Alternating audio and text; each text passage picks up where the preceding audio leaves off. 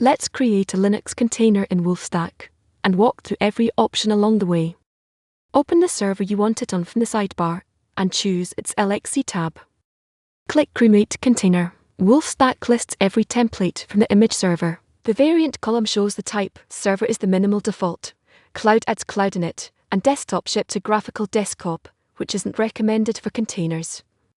Type in the filter to narrow it down. Here, Debian. Then click Select on the release and architecture you want. Now step 2. The container name becomes the container's hostname. Keep it short and unique. Set a root password if you want to log straight in. Leave it blank to rely on keys or the console instead. Memory limit caps the container's RAM. Pick a size, or leave it unlimited to share the host's memory freely. CPU cores is a soft limit on how much processor time the container may use, not a hard pin to specific cores. Notes are free text. Record the container's purpose, owner, or maintenance window for whoever reads it next. Storage defaults suit most containers. Open this only if you need a specific pool or a larger root disk.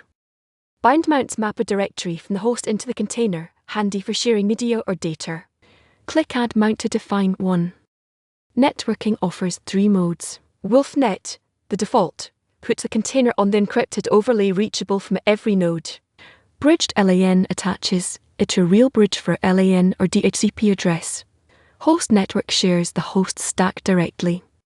On WolfNet, an address is assigned automatically from the subnet. Override it here, or leave it blank to take the next free one. When everything looks right, click Create Container. WolfStack downloads the template if needed, applies your settings, and the container is ready in seconds.